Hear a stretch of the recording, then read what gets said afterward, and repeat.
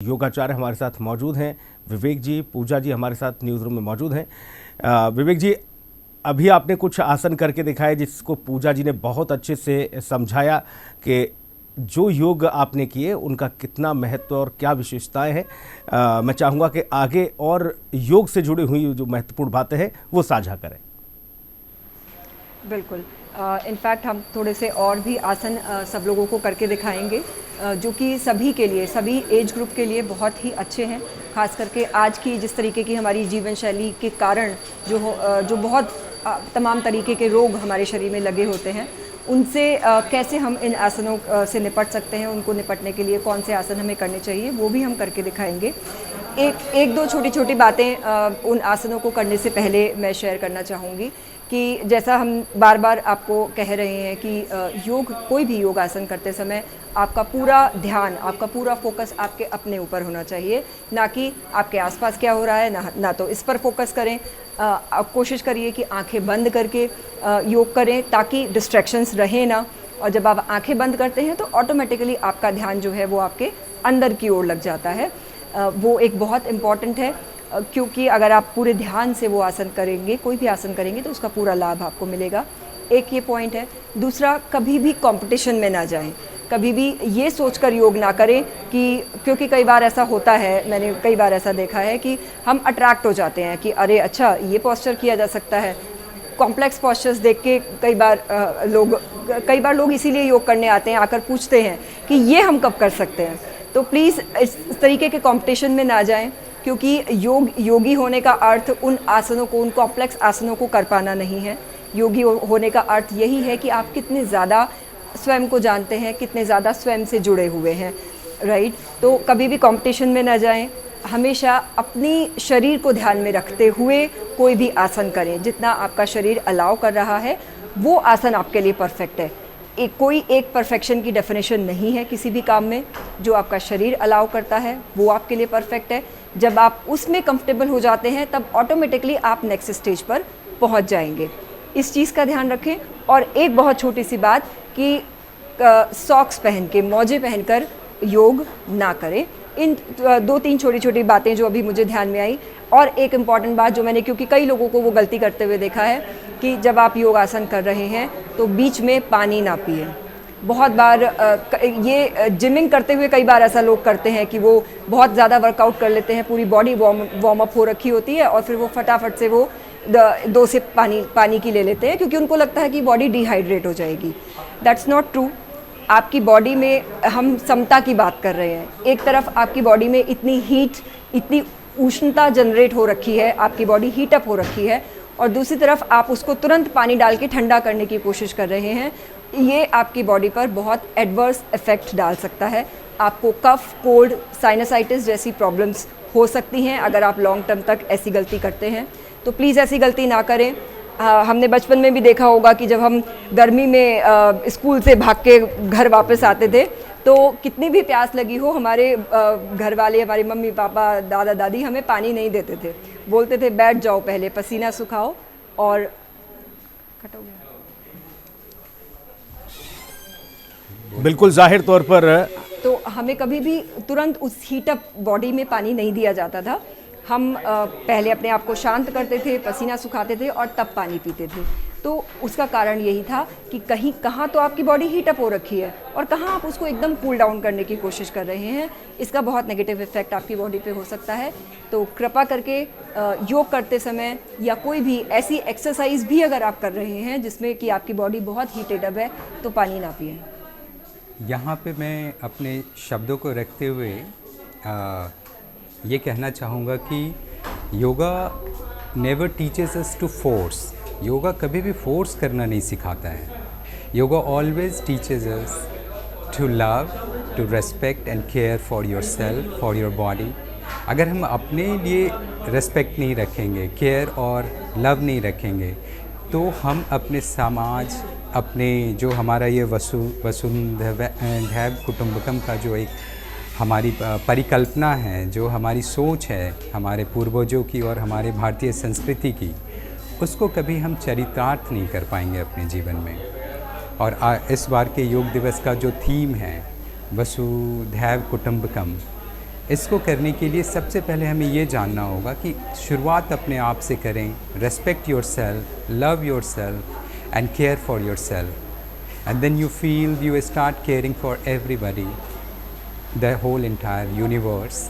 और फिर धीरे धीरे वो कब आपका हिस्सा बन जाएगा वो आपको पता नहीं चलेगा, लेकिन आप एक अनुभूति फील करेंगे, एक ब्लिसफुलनेस अंदर से फील करेंगे।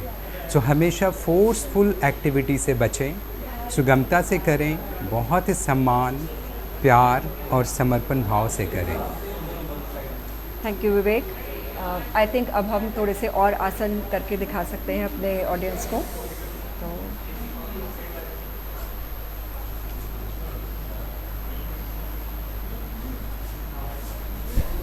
अभी ये एक बहुत सिंपल सी सिटिंग पोजीशन है जिसको हम दंडासन कहते हैं। और आप बिल्कुल आप देख पा रहे होंगे कि जो आपकी कमर है ये आपको एकदम स्ट्रेट रखनी है, इसमें हंच नहीं बनाना है, ऐसे बिल्कुल अपने शरीर को ढीला रख के नहीं बैठना है और ना ही बहुत ज़्यादा एक्स्ट्रा स्ट्रेच करना है। बिल्कुल कंफर्टेबल आपकी बैक की पोजीशन होनी चाहिए। अब मे बी विवेक आप गाइड कर सकते हैं एंड आई कैन शो। दंडासन एक बहुत ही अच्छा आसन है जहाँ पे हमें पोस्चर करेक्शन की ज़रूरत होती है। इस आसन में आप अपने बैक को बिल्कुल स्ट्रेट रख सकते हैं, रखना चाहिए, ताकि आपकी पूरी बैकबोन अपनी प्राकृतिक संरचना के अनुरूप रहे।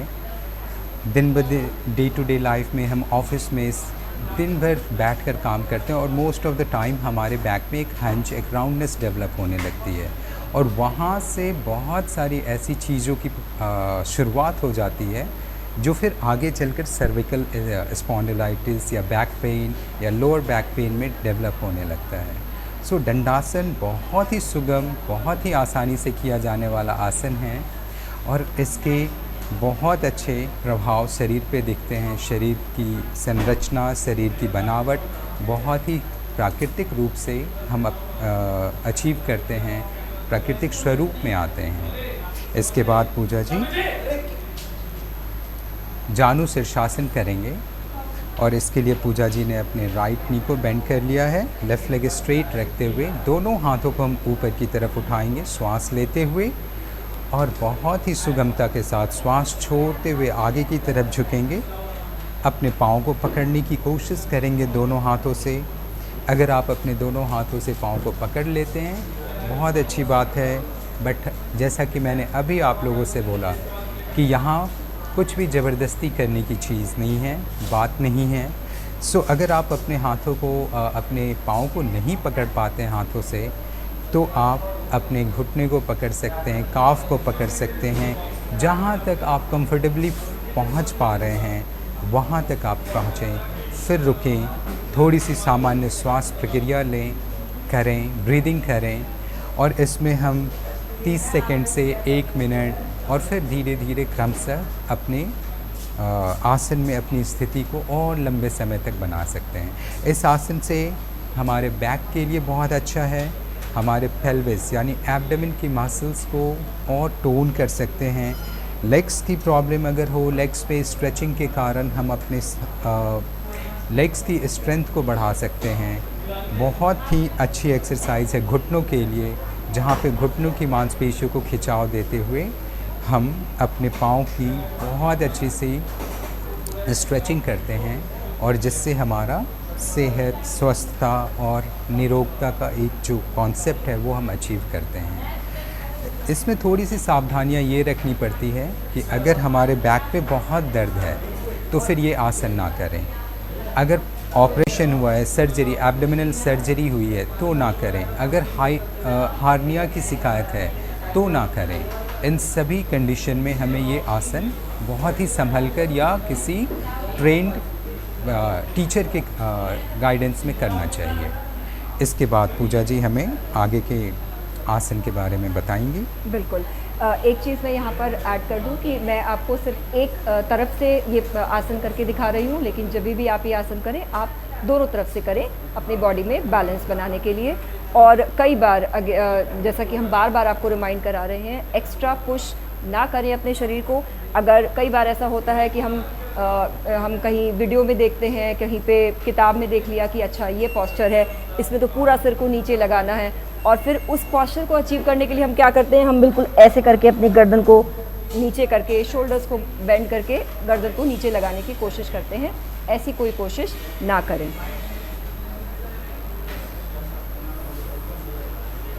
अब हम वक्रासन कर रहे हैं, और वक्रासन के लिए मैंने अपना एक पैर, अगर मैं लेफ़्ट पैर से शुरू कर रही हूँ तो लेफ़्ट पैर को मोड़ के मैंने राइट घुटने के पास रखा है। और विवेक जी आगे का आप बताएंगे। श्वास लेते हुए अपने राइट हैंड को ऊपर उठाएंगे और एक्सहेल करते हुए श्वास छोड़ते हुए अपने राइट हैंड को लेफ़्ट लेग के लेफ़्ट साइड में रखकर कोशिश करेंगे कि अपने राइट हैंड से लेफ़्ट एंकल को पकड़ लें। फिर धीरे धीरे श्वास छोड़ते हुए एक्सहेल करते हुए पीछे की तरफ टर्न करेंगे और अपनी गर्दन को, अपने चिन को जितना हम पीछे ले जा सकें ट्विस्ट करते हुए ले जाएंगे। इस आसन में सुगमतापूर्वक हम 30 सेकंड से लेकर 1 मिनट तक आराम से रह सकते हैं। बहुत अच्छा आसन है हमारे शरीर को लचीला बनाने के लिए, खासकर हमारे बैकबोन से रिलेटेड जो स्टिफनेस हो जाती है day to day work, sitting jobs की वजह से, उसके लिए। साथ ही साथ बहुत अच्छी आसन है हमारे डाइजेशन के लिए, क्योंकि अगर आप ध्यान से देखें तो हमारे लेफ़्ट थाई से हमारा एब्डोमेन प्रेस हो रहा है। ऐसा होते हुए वहाँ पे कंप्रेशन के थ्रू, एक दबाव के थ्रू दबाव पड़ रहा है। और जब हम ब्रीथ करते हैं इस आसन में, जब हम इनहेल एंड एक्सहेल करते हैं, तो वहाँ पे हमारे डाइजेस्टिव ऑर्गन्स पे एक बहुत अच्छी मसाजिंग इफ़ेक्ट आती है। ब्लड का सर्कुलेशन बढ़ता है, ब्लड के सर्कुलेशन से न्यूट्रिशन बढ़ता है, ऑक्सीजन का लेवल बढ़ता है हमारे उन ऑर्गन्स पे, और धीरे धीरे उनकी स्ट्रेंथ बढ़ती है और फाइनली हम एक हेल्थ के अच्छे कंडीशन को अचीव करते हैं। एक्सहेल करते हुए वापस। यहाँ पे इस आसन को मैं दोनों तरफ से करके दिखाना चाहूँगी, क्योंकि ये साइड व्यू है, दोनों का क्लैरिटी लोगों को हो जाएगी कि किस तरीके से इस आसन को सही तरीके से किया जाना चाहिए। तो इस बात का ध्यान रखें कि जो पैर आपने मोड़ा हुआ है, जो पैर आपने फोल्ड किया है, उस तरफ का हाथ आप पीछे की तरफ रखेंगे और बैक को स्ट्रेट रखेंगे। बैक को ऐसे ढीला नहीं छोड़ना है आपने, बैक को स्ट्रेट रखना है, आपका हाथ स्ट्रेट रहेगा। और जो पैर आपने उठाया हुआ है उसके ऑपोजिट साइड वाला हाथ जो है वो आप इनहेल करते हुए लेकर जाएंगे, क्योंकि कई बार ये करते हुए हमने नोटिस किया है कि लोगों को कन्फ्यूजन हो जाता है, इसलिए मैं एक्सप्लेन कर रही हूँ। और अपने ऑपोजिट हैंड से आप इस पैर को बाहर की तरफ से पकड़ने की कोशिश करेंगे। नहीं पकड़ पाते हैं कोई बात नहीं, नहीं पकड़ पाते हैं आप यहाँ तक लाइए। धीरे धीरे करके जब आप इसमें थोड़ा सा कंफर्टेबल होने लगेंगे तो ऑटोमेटिकली आपका हाथ यहाँ तक एंकल तक पहुँच पाएगा। फिर जब इसको हम पकड़ लेते हैं तब अपना पोस्चर थोड़ा सा करेक्ट करें। पीछे वाला हाथ फर्मली नीचे रखकर बैक को स्ट्रेट करें अपनी, और फिर धीरे से अपने गर्दन को ट्विस्ट करते हुए पीछे की तरफ देखेंगे हम। और जैसा कि विवेक ने बताया, ये आपके एब्डोमेन को बहुत अच्छे से ट्विस्ट कर रहा है, तो आपके डाइजेशन और एब्डोमेन से रिलेटेड जो भी प्रॉब्लम है, डाइजेशन से रिलेटेड जो भी प्रॉब्लम है, जैसे डायबिटीज़ है, उसके लिए आपके लिए बहुत हेल्पफुल है। इसमें मैं 2-3 चीज़ें और बताऊंगा, सावधानियां क्या रखनी चाहिए इसमें। गर्भवती महिलाएं, प्रेग्नेंट वुमेन, और जिनकी सर्जरी हुई है अभी हाल में, या किसी को हार्निया की शिकायत है, तो उस केस में ये आसन अवॉइड करें या बहुत ही आराम से करने की कोशिश करें। लेकिन प्रेग्नेंट वुमेन्स को ये एक्सरसाइज नहीं करनी है। इसके बाद पूजा जी बद्धासन की स्थिति में आ गई हैं, जिसमें हम अपने दोनों पाँव के तलवे को एक साथ रखते हुए और अपने घुटने को बगल की तरफ ओपन करते हैं और अपनी हील्स को अपने टेल बोन की तरफ खींच कर रखते हैं, जितना पास ले जा सकते हैं। ऐसा करते हुए हम अपने बैक को पूरी तरह स्ट्रेट रखेंगे और अपने इनर थाई पे पड़ने वाले एक बहुत ही सुंदर से खिंचाव को अनुभव करेंगे। और धीरे धीरे अपने पाँव को, घुटनों को ऊपर नीचे मूव करेंगे, जिससे हमारा पेल्विक रीजन, जो एरिया हमारा टेल बोन का है, उसके आसपास के सारी मांसपेशियों पे एक बहुत सुंदर सा मसाज हो। इससे हमारा पेल्विक गर्डल यानी लोअर एब्डोमेन का हिस्सा, लोअर बैक का हिस्सा, हिप जॉइंट्स काफ़ी स्ट्रॉन्ग होते हैं, ओपननेस आती है और साइड का की प्रॉब्लम में काफ़ी आराम भी मिलता है। यहाँ पे ये बहुत ही आसान और बहुत ही लाभदायक पोस्चर है, बहुत लाभदायक आंसर है, आसन है, खास करके लेडीज़ के लिए। इसलिए मैं थोड़ा सा और ऐड करना चाहूँगी यहाँ पे। दो चीज़ों का आप ध्यान रखें ये आसन करते हुए कि आपकी बैक स्ट्रेट हो, आप ऐसे ना बैठें, इस बात का आप ध्यान रखें। दूसरी बात, कई बार जो है लोग कुछ एक्स्ट्रा करने के लिए ऐसे ऐसे करके इस आसन को करते हैं। कुछ गलत नहीं है ऐसा करने में, कोई हार्म नहीं होगा आपको ऐसा करने से, लेकिन पूरा फ़ायदा भी शायद ना मिले। तो आप पूरा स्ट्रेच करिए, पूरा अपने पैरों को ऊपर लाइए और आराम से दोनों पैरों को नीचे लेकर जाइए। इससे बहुत अच्छा से आप खिंचाव अपने पैरों में और अपने लोअर एब्डोमेन वाले पोर्शन में ला पाएंगे। लेडीज़ के लिए ये आसन इसलिए बहुत अच्छा है क्योंकि आजकल जिस तरीके की समस्याएं ना सिर्फ बड़ी एज की लेडीज़ को बल्कि टीनेजर गर्ल्स को भी PCOS, PCOD जैसी समस्याएं हो रही हैं, उनकी मेंस्ट्रुअल साइकिल डिस्टर्ब रहती है, उसके लिए ये बहुत ही अच्छा आसन है, बहुत अच्छा व्यायाम है। जो महिलाएं गर्भवती हैं वो ऑफ कोर्स वो डॉक्टर की सलाह से ही करें, लेकिन उनके लास्ट स्टेजेस में जब उनकी डिलीवरी होने वाली होती है उस समय अगर वो इस आसन को कर सकती हैं, depending on their own health condition, अगर वो इस आसन को कर पाती हैं तो नॉर्मल डिलीवरी के लिए भी ये आसन बहुत ही उपयोगी है। और अगर आपकी बेटियां हैं तो बचपन से ही उनको अगर इस आसन को कराते हैं, जब उनकी 13-14 ईयर्स की एज से अगर आप इस आसन को उनको कराते हैं तो आजकल का जो मेंस्ट्रुअल साइकिल डिस्टर्ब होना जो बहुत ही कॉमन सी बात हो गई है वो प्रॉब्लम उनको नहीं होगी।